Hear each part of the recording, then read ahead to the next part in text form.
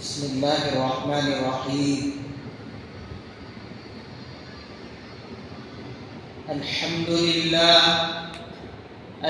للہ نحمده ونستعینه ونستغفره ونؤمن به ونتوکل علیہ ونعوذ باللہ من شرور انفسنا ومن سیئات اعمالنا من يهده الله فلا مضل له ومن يضلله فلا هادي له ونشهد أن لا إله إلا الله وحده لا شريك له ونشهد أن سيدنا وسندنا ونبينا ومولانا محمدا عبده ورسوله صلى الله تعالى عليه وعلى آله وأصحابه وأزواجه وذرياته وبارك وسلم تسليما كثيرا كثيرا. أما بعد فأعوذ بالله من الشيطان الرجيم. بسم الله الرحمن الرحيم. طه ما أنزلنا عليك القرآن لتشقى.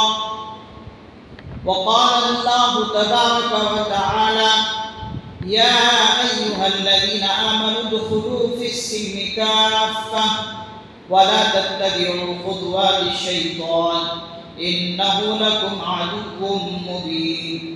صدق الله مولانا العظيم. رب اشرح لي صدري ويسر لي أمري واحلل عقدة من لساني يفقهوا قولي. اللهم صل على سيدنا محمد وعلى آل سيدنا محمد وبارك وسلم. سبحان ربك رب العزة عما يصفون وسلام على المرسلين والحمد لله رب العالمين.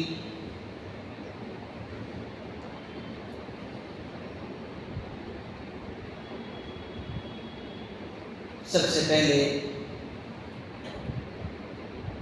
ہر ایک مرتبہ نبی پاک صلی اللہ علیہ وسلم پر درود پاک پڑھ لیں. اللہم صلی علی محمد النبی الامی وعلی آلہ وسلم تسلیما. یہ درود پاک پڑھنے کے بے شمار فوائد ہیں، بہت فائدے. حدیث پاک میں آتا ہے کہ جب انسان درود پاک پڑھتا ہے تو فرشتے حضور علیہ السلام تک پہنچاتے ہیں، اور ایک مرتبہ جو آدمی درود پاک حضور پر پڑھتا ہے اللہ تبارک و تعالیٰ اس کو کم از کم 10 رحمتیں عطا فرماتے ہیں. جبکہ ایک رحمت اگر اللہ کی پڑھ جائے تو انسان کا بیڑا پار ہے. تو درود پاک کثرت سے پڑھنا چاہیے. میرے نہایت واجب الاحترام قابل احترام بزرگوں دوستو، آج ذی الحجہ کی 28 تاریخ ہے. ایک دن بعد یا پھر 2 دن بعد محرم الحرام کا مہینہ چالو ہو جائے گا، اور اب تک 1445 ہجری چل رہی ہے. پھر اس کے بعد جیسے ہی محرم کا مہینہ داخل ہوگا 1445 ختم ہو کے 1446 آ جائے گا. اور آپ کو معلوم ہے کہ جب محرم الحرام کا مہینہ آتا ہے تو جب 1 تاریخ محرم کی ہوتی ہے وہ کیسی عظیم تاریخ ہے، شاید کہ بہت سو کو معلوم نہیں اور بہت سو کا ذہن نہیں جاتا کہ پہلی محرم الحرام کی جو تاریخ ہوتی ہے وہ کتنی عظیم تاریخ ہے. وہ پہلی تاریخ یکم محرم الحرام ہے جس کے اندر حضرت سیدنا فاروق اعظم رضی اللہ عنہ کی شہادت ہوئی ہے. ابھی 10 تو بہت بات کی ہے، 10 محرم الحرام ابھی بہت بات کی ہے. پہلی تاریخ دیکھ لیجئے، سال کی پہلی تاریخ ہے، یکم محرم الحرام ہے. خلیفہ دو امیر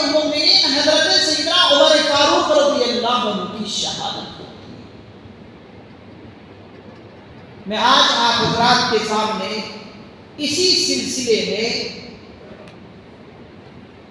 گفتگو کروں گا، کیونکہ پہلی تاریخ جب آ جائے گی تو پھر آپ کو جمعہ ملنے والا نہیں ہے، پھر جو ہے دوسرا جمعہ داخل ہو جائے گا اور وہ کوئی دوسری تاریخ ہوگی۔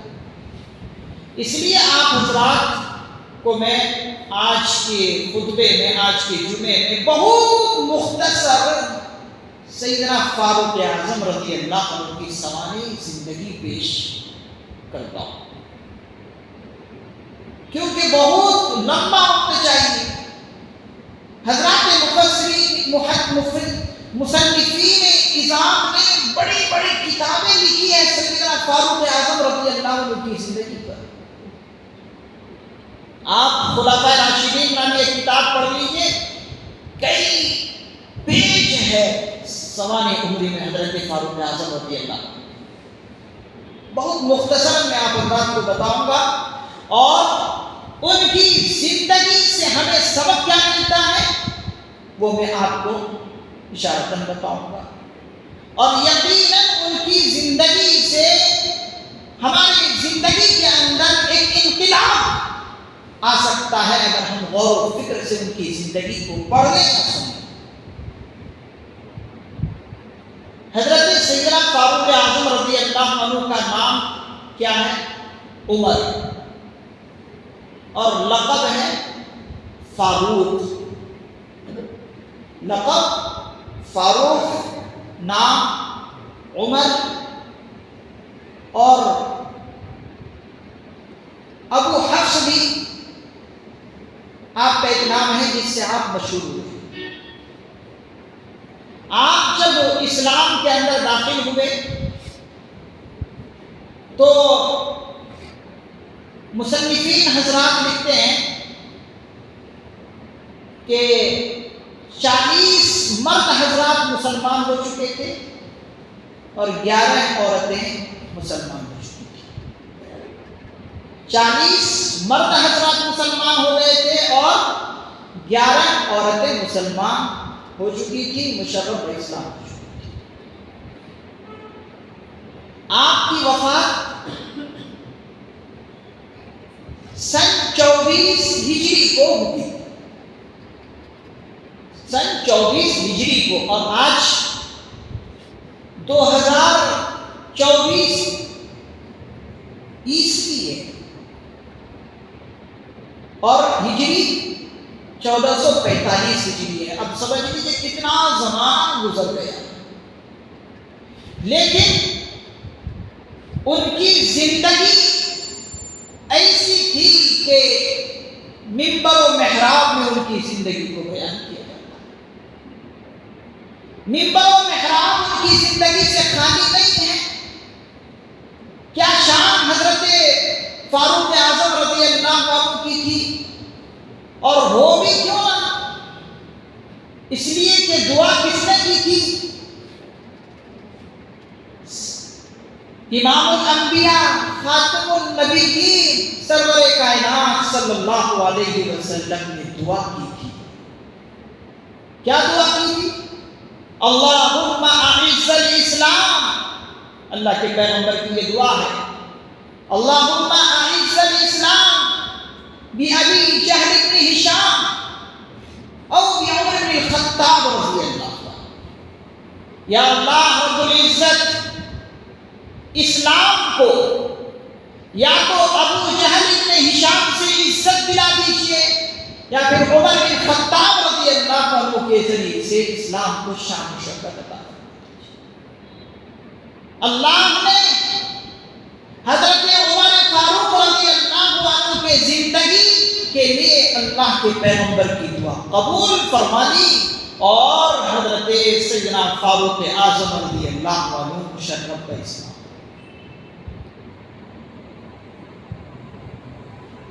بہت عظیم ان کی تاریخ، یکم محرم الحرام کے اندر شہادت ہوئی، اور ان کی زندگی سے بہت انسانوں کو سبق ملتا۔ لمبا وقت نہیں ہے کہ میں بہت تفصیلی گفتگو کروں، بہت مختصراً گفتگو کر رہا ہوں۔ جب حضرت سیدنا فاروق اعظم رضی اللہ عنہ کو معلوم ہوا کہ اسلام سر چڑھ کر بول رہا ہے، اسلام بڑی تیزی کے ساتھ پھیل رہا ہے، تو لوگوں نے ان کو مشورہ دیا. یہ خاندان قریش میں سے حضرت فاروق اعظم رضی اللہ عنہ ہے، خاندان قریش میں سے بڑا عظیم گھرانہ ہے ان کا. تو جب معلوم ہوا کہ اسلام سر چڑھ کر بول رہا ہے، تو ایک دن کیا دماغ میں آیا کہ چلو اس پیغمبر کا ہی نام دنیا سے ختم کر دیں، ان کا نام و نشان ہی مٹا دیں. قتل کے ارادے سے نکل گئے. راستے میں کوئی صاحب ان کو ملے، تیور دیکھ لیے، پہچان لیے کہ آج اس عمر کا تیور ذرا کچھ الگ دکھ رہا، الگ رنگ تھا اور لمبے قد والے تھے، بڑے بال رکھتے تھے. تیور دیکھ لیے، پوچھا عمر کہاں جا رہے؟ تو حضرت عمر رضی اللہ عنہ نے کہا کہ آج تمہارے نبی کو سب ہستی سے مٹانے جا رہا ہوں. نعوذ باللہ من ذالک. تو اس نے کہا کہ پہلے اپنے گھر کی تو خبر لو، تمہارے گھر میں کیا چل رہا ہے؟ تو پوچھا کیا چل رہا ہے؟ ذرا دیکھو، تمہارے گھر میں تو خود اسلام داخل ہو چکا، پہلے اس کی خبر کرو. حضرت فاطمہ رضی اللہ عنہا جو حضرت عمر رضی اللہ عنہ کی بہن تھی، اور ان کے جو بہنوئی تھی، جو ان کے بہنوئی تھے وہ بھی مسلمان ہو چکے تھے. دونوں قرآن کریم کی تلاوت کر رہے تھے. جیسے ہی یہ پہنچے قرآن کریم کی تلاوت کر رہے تھے، حضرت فاطمہ رضی اللہ عنہا اندر چلی گئی اور ان کے جو بہنوئی تھے ان کو حضرت عمر نے پکڑ لیا اور خوب مارا. اتنا مارا کہ بس بے ہوشی کے عالم میں جانے والے تھے. فوراً بہن نکل کر سامنے آئی اور کہا اے عمر کیا کر رہے ہو؟ کیا ظلم ہے تمہارا؟ اتنا سننا تھا کہ عمر کو اور غصہ آیا اور ان کو بھی مارنے لگے. تو ان کی بہن کا ایمان بہت بڑا ہوا تھا. کہا اپنے بھائی سے جرأت کرتے ہوئے، معلوم تھا کہ عمر بڑے سخت مزاج کی انسان ہے، لیکن بہن بھی کوئی عام بہن نہیں تھی. اس نے کہا اے عمر، جس ماں کا دودھ تم نے پیا ہے اسی ماں کا دودھ میں نے بھی پیا ہے، جو کرنا چاہو کرو، لیکن اسلام ہمارے یہاں داخل ہو چکا ہے. اب کچھ بھی تم کر لو لیکن اسلام ہمارے دلوں سے نکل نہیں سکتا. یہ جملہ سننا تھا کہ عجیب انقلاب آیا حضرت عمر فاروق رضی اللہ عنہ کی جسم کے اندر. پھر جو ہے نرم پڑ گئے، کیونکہ یہ کوئی معمولی جملہ نہیں تھا کہ جس ماں کا دودھ تم نے پیا ہے عمر، میں نے بھی اسی ماں کا دودھ پیا ہے، تم جتنا کر سکتے کرو، میں بھی ظلم کو برداشت کرنے کے لیے تیار. کوئی معمولی جملہ نہیں ہے. آپ اندازہ لگا سکتے ہیں کہ کیا ایمان تھا. سننا تھا. پھر پوچھا حضرت عمر ہی نے کہ کیا پڑھ رہی تھی؟ کہا میں وہ کتاب پڑھ رہی تھی جو ساری کتابوں سے اعلیٰ کتاب ہے. اس بادشاہ کا کلام پڑھ رہا تھا جو سارے بادشاہوں سے اعلیٰ ہے. اس کائنات کی کتاب پڑھ رہا تھا کہ جس نے ساری کائنات کو بنایا. میں اس کی کتاب پڑھ رہی تھی. کہا مجھے بھی دکھا. دوڑے ایک ورق اٹھا کر لے کر. پہلے زمانے میں جو ہے قرآن اس طرح سے چھاپا ہوا نہیں تھا. تختیوں میں لے کر پڑھتے تھے، پتھروں میں لکھ کر پڑھتے تھے، ہڈیوں میں لکھ کر پڑھتے تھے. تو اسی طریقے سے ایک ورق اٹھا کر لے کر آئی اور کہا کہ یہ ورق ہے. تو اس نے کہا حضرت عمر نے میرے ہاتھ میں دو. تو بہن کہتی ہے کہ آپ ناپاک ہیں، ناپاکی کے حالت میں قرآن کو نہیں چھو سکتے. تو پھر کرنا ہوگا، تم ناپاک ہو، پہلے پاک ہونا ہوگا، تب جو ہے اس کو چھو سکتے۔ یہ کوئی معمولی جملے نہیں ہیں، یہ جملے تبھی نکل سکتے ہیں جس کا اندر سے ایمان پکا ہو، کیونکہ بہادر شخص ان کے سامنے کھڑے ہیں تو کہا کہ پہلے پاک ہو جاؤ تب چھو سکتے، لہذا غسل فرمائے اور پھر اس کے بعد جو ہے طٰہٰ جو سورہ مبارکہ ہے اس کی تلاوت کرو۔ حضرات مفسر نظام فرماتے ہیں کہ جیسے ہی سورہ طٰہٰ کی تلاوت ان کے سامنے کی جا رہی ہے، اندر سے سارا غصہ نکل رہا ہے اور گویا کہ سمجھیے باطنی طور پر وہ غسل فرما ہے اور معلوم ہو گیا کہ ابھی اسلام لا چکا ہے۔ خبر کائنات کے امام سید الانبیاء محسن کائنات صلی اللہ علیہ وسلم تک پہنچتی ہے، دار ارقم کی طرف آتے ہیں اور بہت تفصیل گفتگو میں نہیں کروں گا۔ مصنفین لکھتے ہیں کہ آقا علیہ الصلوۃ والسلام کو جیسے ہی معلوم ہوا، آقا علیہ الصلوۃ والسلام اپنی جگہ سے اٹھ کھڑے ہوئے اور استقبال کے لیے آگے بڑھے اور آقا علیہ الصلوۃ والسلام نے حضرت عمر فاروق رضی اللہ عنہ سے معانقہ فرمایا اور معانقہ فرمانے کے بعد حضور علیہ الصلوۃ والسلام نے ان کے سینے پر ہاتھ پھیر کر یہ دعا کی کہ اللہ ان کی ایمان کی سلامتی عطا فرما اور مرتے دم تک ان کو ایمان پر قائم فرما۔ اب اس کا حضرت فاروق اعظم رضی اللہ عنہ کا سینہ مشرف ہو گیا، منور ہو گیا اور نعرہ تکبیر کی آواز بلند ہو گئی۔ حضرات مصنفین لکھتے ہیں کہ حضرت فاروق اعظم رضی اللہ عنہ کا ایمان لانا، اسلام لانا، یہ اسلام کے لیے فتح اور ان کی ہجرت اللہ کی طرف سے رحمت تھی، اور جیسے انتقال ہوئے ان کی وجہ سے اسلام کی شان و شوکت بھی بہت بڑھ گئی۔ دشمنوں نے اس کا اقرار کیا کہ اگر اور ایک عمر ہوتے تو پوری دنیا کے اندر اسلام چھا جاتا۔ ایک عمر نے اتنا کام کیا کہ روم اور فارس جیسے ممالک کو فتح کیے، فاتح بنے۔ اگر ایک عمر ہوتے تو پوری دنیا کے اندر اسلام پھیل جاتا۔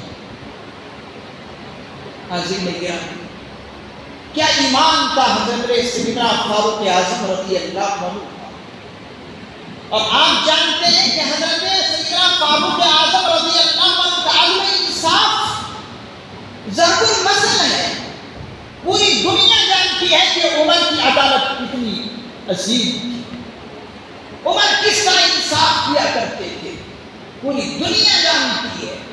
بے مثال ان کی عدالت تھی اور انصاف ہر ایک چیز کو ملا کرتی تھی۔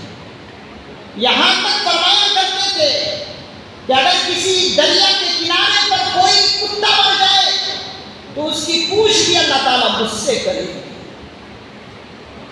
کوئی معمولی یہ جملے نہیں ہیں۔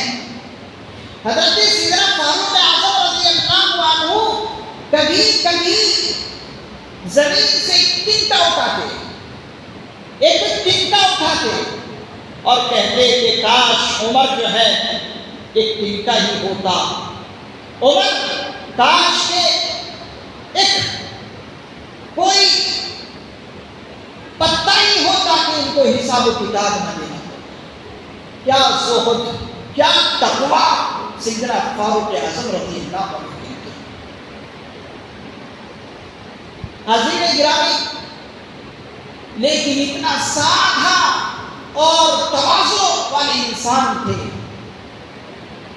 کہ جب کپڑے پہنتے تو مصنفین حضرات لکھتے ہیں کہ صرف 2 ہی جوڑے ہوتے تھے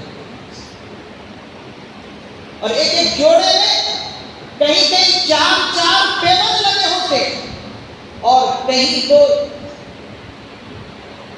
ایک ایک جوڑے میں 17 پیوند لگے ہوتے. دونوں شاموں کے درمیان مصنفین نظام فرماتے ہیں کہ کبھی کبھی دیکھا گیا جوڑے میں 4 پیوند اور کبھی دیکھا گیا کہ دونوں شاموں کے درمیان 17 پیوند لگے. کون؟ وہ بادشاہ کہ جو کیسر و کسریٰ کو فتح کرنے والے بنے. اس بادشاہ کا یہ حال ہے. کبھی آپ نے نہیں سنا ہوگا کہ کوئی بادشاہ ہو کر بھی چوکیداری کرتا ہو، لیکن حضرت عمر فاروق رضی اللہ عنہ کی شان عجیب ہے کہ بادشاہ ہونے کے باوجود بھی چوکیداری بھی اپنے خود کیے. رات کی تنہائی میں بھی خود جایا کرتے تھے، گشت لگایا کرتے تھے، دن میں بھی چوکیداری کیا کرتے تھے. اور نماز کی کوئی اتنے پابند تھے کہ پوچھنی ہی. تہجد کی نماز کی اتنی پابند، فجر کی نماز کی اتنی پابند. اسی پابندی کی وجہ سے کسی صحابی کو کسی جگہ کا گورنر بناتے تو پہلے شرائط لکھتے کہ اس گورنر کے یہ شرائط ہوں گے، اور سب سے پہلے ان شرائطوں میں یہی دیکھوں گا کہ وہ گورنر نمازی ہے کہ نہیں ہے، نماز کے پابند ہے کہ نہیں ہے. کوئی انسان فرماتے تھے اگر کوئی انسان سارے کام انجام دے لیکن نماز کی پابندی نہیں ہے تو کہتے تھے کہ اس کا ایمان، اس کا اسلام میں کوئی حصہ ہی نہیں. فوراً جو ہے سختی فرماتے، اگر نماز کی پابندی نہیں کرتے تو انہیں تنبیہ کرتے، اور اگر نماز کی پابندی نہیں تو گورنر ہی ختم.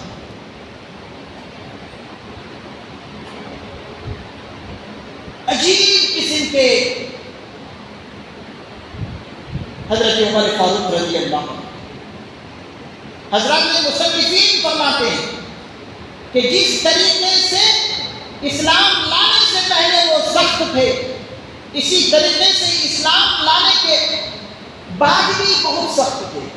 لیکن مصنفین فرماتے ہیں اپنی ذات کے لیے کبھی وہ غصہ نہیں کرتے تھے. اگر کسی کو شریعت کے خلاف، سنت نبوی کے خلاف دیکھتے تبھی ان کو غصہ آتا، اپنی ذاتی طور پر کبھی ان کو غصہ آیا ہی نہیں، کبھی غصہ نہیں آیا. جب خلیفہ بنے لوگ سہم گئے، ڈر گئے کہ پتہ نہیں اب کیا ہمارا حال ہوگا، تو لوگوں سے پوچھا کہ کیوں تم اتنے ڈر گئے، اتنے سہم گئے؟ کہا کہ آپ خلیفہ بنے ہیں اس لیے ہم لوگ جو ہے ڈرے ہوئے ہیں، سہمے ہوئے ہیں. تو حضرت فاروق اعظم رضی اللہ عنہ نے کہا کہ تمہیں ڈرنے کی ضرورت نہیں ہے. منبر رسول پر آ کر پہلے خطبہ میں کہا انہوں نے کہ لوگوں تم ڈرو نہیں، تمہیں ڈرنے کی ضرورت نہیں ہے. اگر میرے اندر تم کبھی کوتاہی کچھ دیکھے تو عمر کا گریبان پکڑ کر پوچھنا کہ عمر تم نے صحیح انصاف نہیں کیا.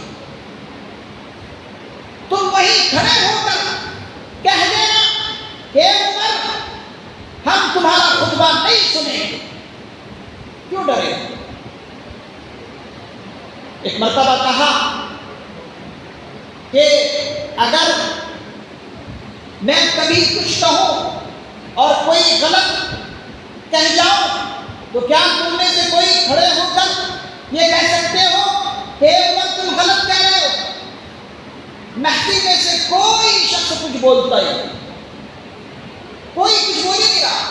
پھر اعلان کیا، کسی کی آواز نہیں، سب ڈرے ہوئے ہیں، سہمے ہوئے. تیسرے اعلان میں ایک شخص کھڑا ہوا اور اس نے کہا اگر آپ غلطی کریں اے عمر تو فعلنا ہاکذا، اس تلوار کے ذریعے سے آپ کی گردن اڑا دی جائے گی. تو حضرت عمر فاروق رضی اللہ عنہ بے انتہا خوش ہوئے اور کہا کہ ہاں ایسے بھی جرأت مند انسان میرے زمانے میں ہے. بڑے عجیب و غریب قسم کے انسان کے تواضع، انکساری اور اپنے اندر چھوٹا پن اللہ نے کیا ان کو عطا فرمایا. اور لوگوں کی خدمت کرنا تو ان کا ایک شیوا ہے۔ اب رات کو گشت کرنے کا مطلب کیا ہے؟ دن میں گشت کرنے کا مطلب کیا ہے؟ یہی تو مطلب ہے نا کہ وہ خدمت خلق کے لیے کوشاں ہے، خدمت خلق کے لیے ہر وقت ممکن کوشش کر رہا ہے۔ ایک مرتبہ گشت کرتے کرتے ایک بڑھیا سے ملاقات ہو گئی، بڑی عمر تھی، ضعیفہ تھی، ان سے ملاقات ہو گئی، اور ملاقات ہونے کے بعد اس بڑھیا سے پوچھا کہ جو تمہارا خلیفہ ہے امیر المؤمنین، ان کے بارے میں تمہارا کیا خیال ہے؟ ان کے بارے میں تمہارا کیا خیال ہے؟ یہ بڑی مائی تمہارا ان کے بارے میں کیا خیال ہے؟ تو وہ ضعیفہ کہتی ہے کہ وہ جو ہمارا امیر المؤمنین ہے، خلیفۃ المسلمین ہے، وہ اچھا نہیں ہے، وہ برا ہے، کیونکہ جب سے وہ خلیفہ بنا ہے اس وقت سے لے کر اب تک مجھے کوئی پیسہ ملا ہی نہیں، ایک پیسہ بھی نہیں ملا ہے جب سے وہ خلیفہ بنا۔ تو اس گڑیا کو معلوم نہیں کہ یہ کون شخص ہے۔ اب اندازہ لگا سکتے ہیں کہ کیا تواضع ان کے اندر ہوگا، گڑیا کو معلوم نہیں۔ گڑیا کیا کہہ رہی ہے؟ منہ پر زبان ان کے سامنے گڑیا کہہ رہی ہے کہ وہ خلیفہ المسلمین اچھا نہیں ہے، بہت برا ہے، جب سے وہ خلیفہ بنا ایک پیسہ مجھے ملا نہیں ہے۔ تو حضرت امیر المؤمنین نے اس گڑیا سے کہا کہ تم نے کبھی ان تک اپنا حال بیان کیا؟ تم نے کبھی ان تک اپنا حال سنایا کہ کس حالت میں تم اپنے اوقات گزار رہی ہو؟ سنانا چاہیے تھا۔ کیا جواب دیتی ہے بڑھیا؟ سنیے، اس وقت کی بڑھیا ہے اور کتنا ایمان والی بڑھیا ہوگی۔ وہ بڑھیا کہتی ہے وہ کیسا خلیفہ ہے، وہ کیسا امیر المؤمنین ہے کہ جسے مشرق سے لے کر مغرب تک کوئی خیال نہیں، جسے مشرق سے لے کر مغرب تک کوئی خیال نہیں، اسے یہ حق کس نے دیا؟ تو فوراً حضرت امیر المؤمنین رضی اللہ عنہ لوٹے اور فجر کی نماز ادا کی، اور نماز ادا کرنے کے بعد اللہ سے دعا کرنے لگے کہ یا اللہ، یہ جب نہیں لوٹے تھے اس وقت بڑھیا سے یہ کہہ گئے تھے حضرت امیر المؤمنین کہ اس ظلم کا تم کیا معاوضہ لوگی؟ یہ جو ظلم ہوا ہے تم پر، کیا معاوضہ لوگی، کیا بدلہ لوگی؟ اگر تم اس ظلم کو معاف کر دو تو یہ چیزیں تمہیں ملیں۔ اتنے میں حضرت عبداللہ ابن مسعود رضی اللہ عنہ اور حضرت علی المرتضیٰ رضی اللہ عنہ آئے اور آ کر السلام علیک یا امیر المؤمنین کہنے لگے۔ ایو جیسے ہی السلام علیک یا امیر المؤمنین دونوں حضرات نے کہے، اس گڑیا کے کان کھڑے ہو گئے، ارے یہ تو کوئی اور نہیں تو امیر، ایسا ڈری ایسا معلوم ہوا جیسے کہ پیر کے تلے سے زمین کی سکتی۔ فوراً حضرت عمر فاروق رضی اللہ عنہ نے کہا، اے مائی ڈرنے کی ضرورت نہیں ہے، کوئی بات نہیں، بتاؤ تم کیا معاوضہ اس ظلم پر لینا چاہتی ہو؟ پھر جو ہے خود ہی حضرت فاروق اعظم رضی اللہ عنہ گھر کو گئے اور انہی دو صحابی کے درمیان چمڑے میں لکھ بھی دیے کہ یہ چیزیں ان کو ملیں گی۔ کہتے ہیں کہ کئی ساری اشرفیاں اس چمڑے میں رکھ کر سیدنا فاروق اعظم رضی اللہ عنہ کو اس بڑھیا کے پاس لے کر آئی اور ان کے حوالے کی۔ اب پھر دونوں ساتھیوں سے کہا، سیدنا عبداللہ ابن مسعود رضی اللہ عنہ سے اور حضرت علی المرتضیٰ رضی اللہ عنہ سے حضرت عمر فاروق رضی اللہ عنہ نے کہا کہ اب جو ہے قیامت کے دن یہ دعویٰ نہیں کر سکتی کہ عمر نے ان کا حق مانگا۔ یہ دیکھا کیا خدمت خلق ہے کہ رات کے اندر گشت کر رہے ہیں، کون؟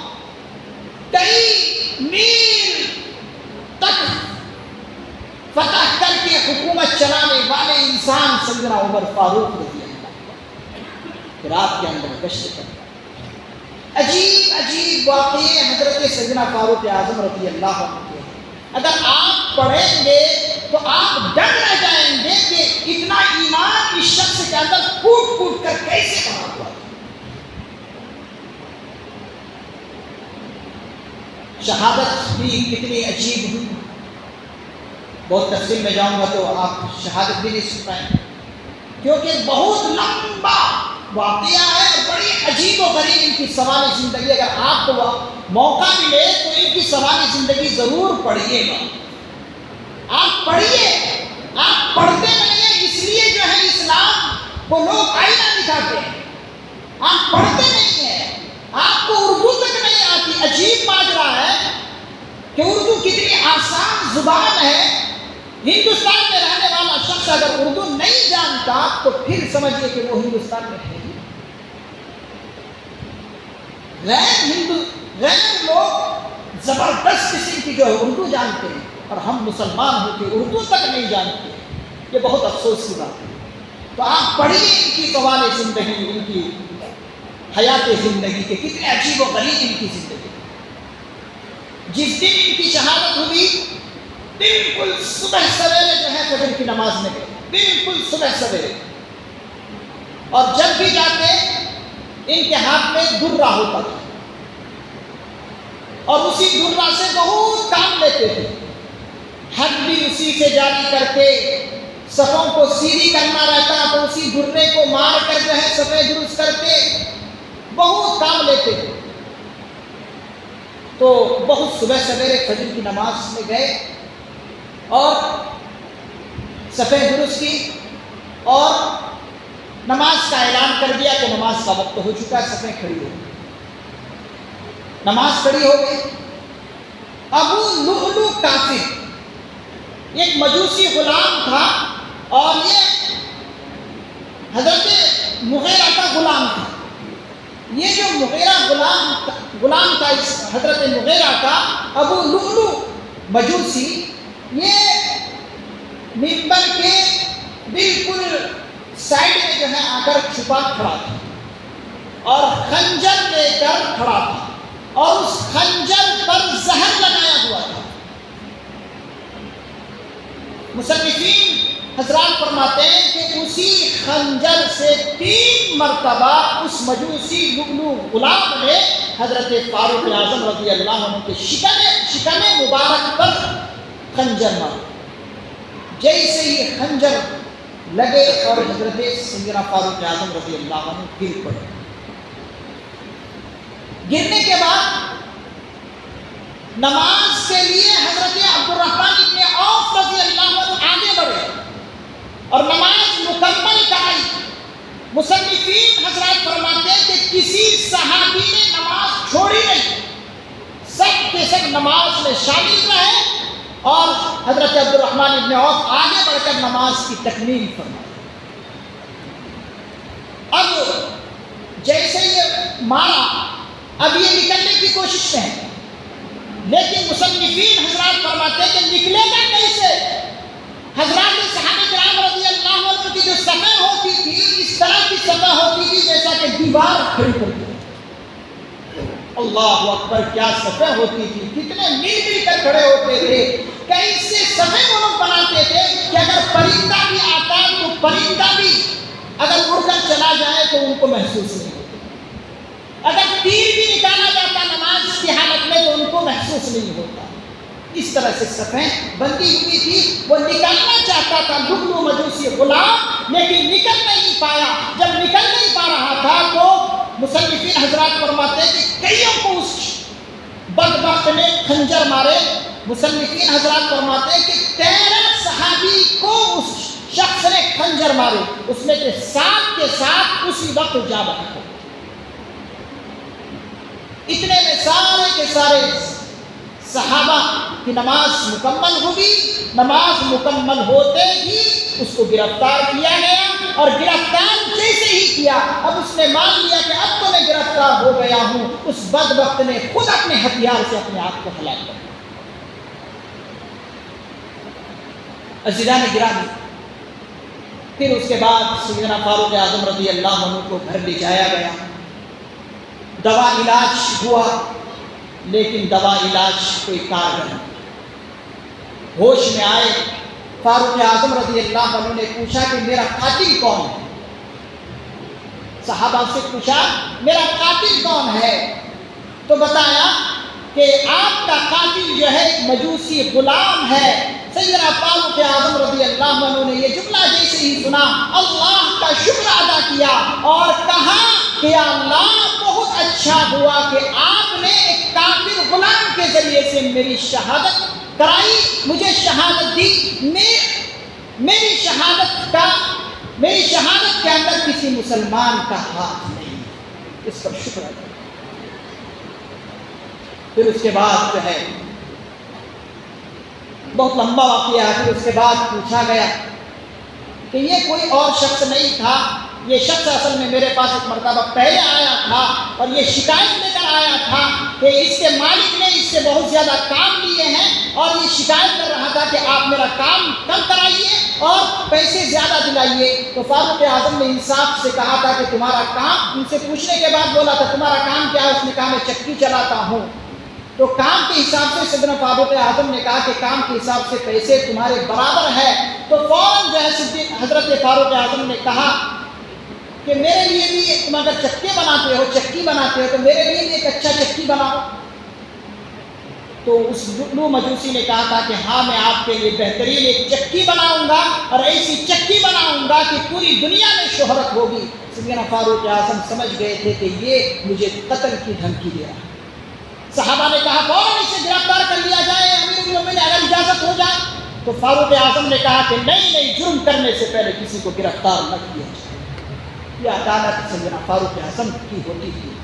عجیب و غریب قسم کے انسان سیدنا فاروق اعظم رضی اللہ عنہ تھے اور ان کا ایمان بہت بڑا تھا۔ جب شہادت ہو گئی، انتقال ہو گیا، تو اپنے بیٹے سے کہا، حضرت عبداللہ ابن عمر سے کہا کہ میرے بیٹے جاؤ اماں عائشہ صدیقہ رضی اللہ عنہا کے پاس جا کر میرا سلام کہنا، سلام کرنے کے بعد یہ عرض کرنا کہ یہ جو آپ نے تھوڑی سی جگہ بچا رکھی ہے کیا آپ مجھے وہ تحفے میں دے سکتی ہو کہ میرا وہاں پر مدفن ہو سکے، مجھے وہاں پر دفنایا جا سکے۔ حضرت اماں عائشہ صدیقہ رضی اللہ عنہا فرماتی ہے حضرت عبداللہ ابن عمر رضی اللہ عنہ سے کہ میں نے تو اصل اپنے لیے یہ جگہ رکھی تھی، لیکن امیر المؤمنین میرے سے یہ تحفے میں مانگ رہے ہیں، یہ مجھ سے نہیں ہو سکتا کہ میں ان کو تحفہ میں نہ دوں، میں اپنے اوپر ان کو ترجیح دیتی ہوں۔ جیسے ہی یہ خبر حضرت عبداللہ ابن عمر اپنے والد کے پاس لے کر آتے ہیں، حضرت فاروق اعظم رضی اللہ عنہ اللہ کا شکر ادا کرتے ہیں اور کہتے ہیں کہ یہ تمنا بھی اللہ نے میری پوری کر دی، اس پر میں اللہ کا شکر ادا کرتا ہوں۔ روضہ نبی صلی اللہ علیہ وسلم کے اندر انہی دونوں صحابی کی قبر مبارک ہے اور حضور علیہ السلام کی قبر مبارک ہے۔ کیا دعائیں کی تھی اللہ نے، پوری دعائیں حضرت فاروق اعظم کی قبول کی۔